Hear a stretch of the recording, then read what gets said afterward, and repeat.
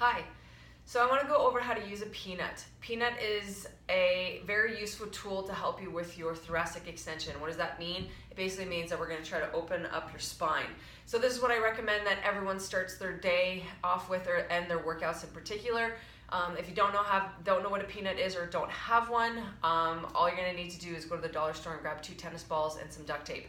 So all you got to do is take 2 tennis balls and you're going to wrap it in duct tape, and it makes it look like a peanut. So if you do go to the dollar store and you go that route, I recommend, and if you spend a lot of time in this forward flexion and a rounded position, 2 tennis balls might be a little bit too much for you to begin with. So you know those squingy balls that they have that you use for working on your hands? I recommend you can start with that level, and then work your way up to a peanut. And then this one I have is 2 hockey balls, and then I also have 2 lacrosse balls that you can do, and I also have this big one that can cover a lot more of your spine, but we'll get into this a little bit later. But to go back to the peanut, this is the best way to start your workout and to start your day, to be honest. I recommend that all clients take about a minute or 2 and just to get to know what's going on in their backs. So you may not feel any tension or stress or anything like that going on right now, but as soon as you land the peanut, you're like, oh, you become aware. So it's really simple. All you're gonna do is you're gonna lay on your back. You're gonna start at the base of your spine right here. Then all you're gonna do is you're gonna lay down on it. Okay, so you just want to feel some tension right at the base of your spine, basically. And all you're gonna do, I like to add some movement, so I just drop my knees side to side. Okay, so you're just gonna drop knees side to side. And I do about 3 to 5 or so, and if it feels a little bit more tension, then I'm just gonna hang out here a little bit more.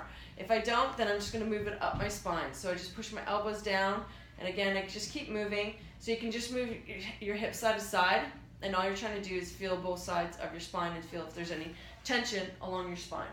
Okay, so you just keep going back and forth. Just keep going. So I'm right about here, and I'm not feeling anything. Just gotta watch your shirt. You might wanna tuck in your shirt.